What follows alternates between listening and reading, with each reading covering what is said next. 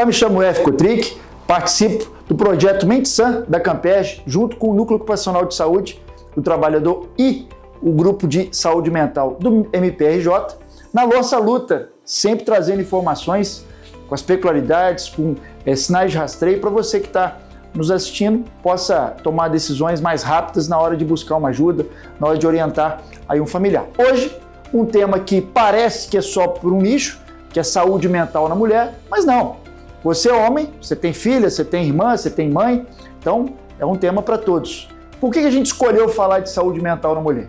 Porque os tristes recordes que a gente tem no país em relação à saúde mental, em relação ao ser o país mais ansioso do mundo, o terceiro mais depressivo, o segundo em cyberbullying, todos eles, a maioria das patologias prevalece a mulher como sendo o gênero mais acometido. Isso tem motivos, que é o que nós vamos debater aqui hoje. Então vamos lá, a gente vai fazer por etapas, tá? Primeiro em relação criança, adolescente, depois até chegar na terceira idade.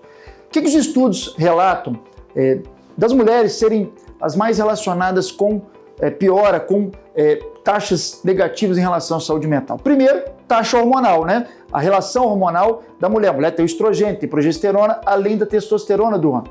Vou falar daqui a pouquinho, mas a teoria hormonal é um fator importantíssimo que tem uma relação com essas taxas mais avançadas nas mulheres. Segundo, os fatores de risco, o que elas passam, como elas interpretam, como elas sofrem determinadas pressões da sociedade diferentes do homem. Na criança, por exemplo, abuso sexual, abuso físico.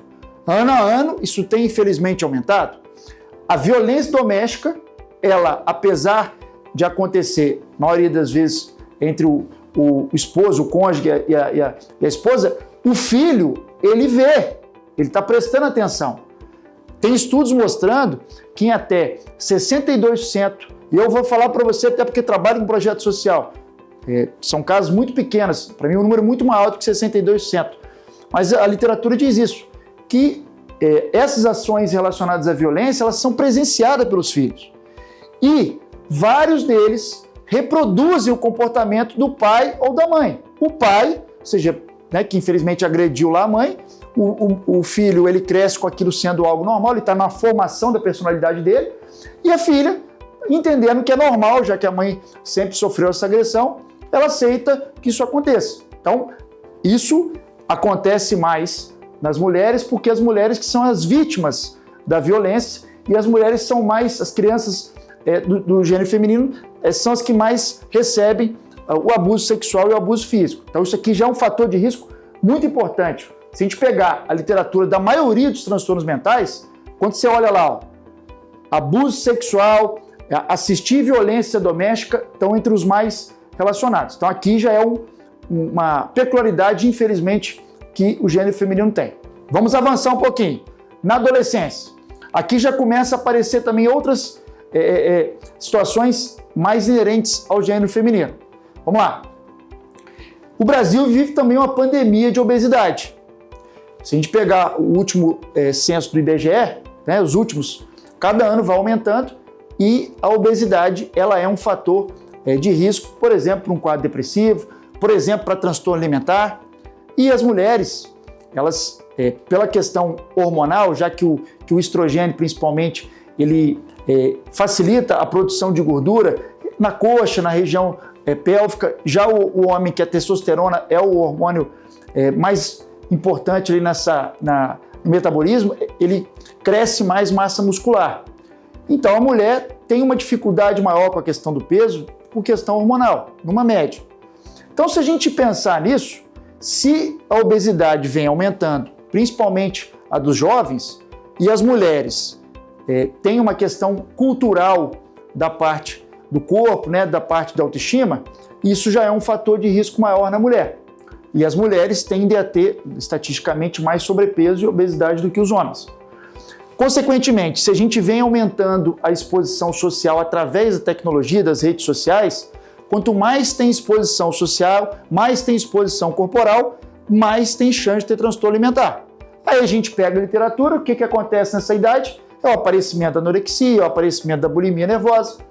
que a gente já falou, é só voltar aí nas últimas aulas, até porque hoje a gente vai misturar muito, para vocês verem como é que conecta os fatores de risco com as patologias principais que a gente já conversou.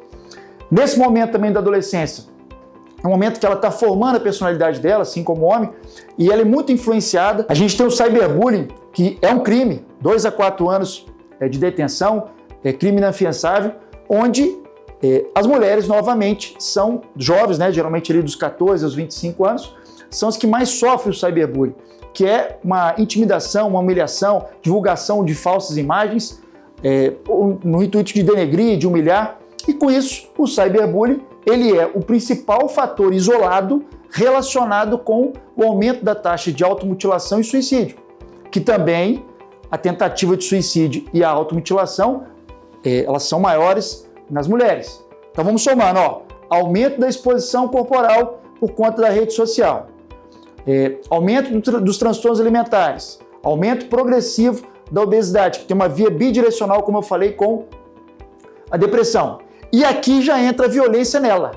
Ou seja, os números crescem muito, tanto que as pesquisas cada vez vêm demonstrando um aumento em relação a mulheres que sofrem violência ou física, ou psicológica, ou moral, ou patrimonial, e com isso é um outro fator gatilho diferente do homem, que sofre menos. Pelo contrário, os homens, infelizmente, são os que têm mais relação com a ação da violência na mulher, violência de gênero. O feminicídio também, infelizmente, também vem aumentando ano a ano. Então, cabe a gente aqui relatar para os pais, para os adolescentes, ficarem de olho nesses temas, checar junto com a rede social, entrar junto com a psicoterapia, caso ela comece a manifestar sintomas nessa fase. E aqui, geralmente, começa também o quê? A menstruação, a menarca, a primeira menstruação da mulher. Aí já entra aquele outro fator que a gente falou, que é o quê? A questão hormonal, que na mulher tem uma variação muito grande.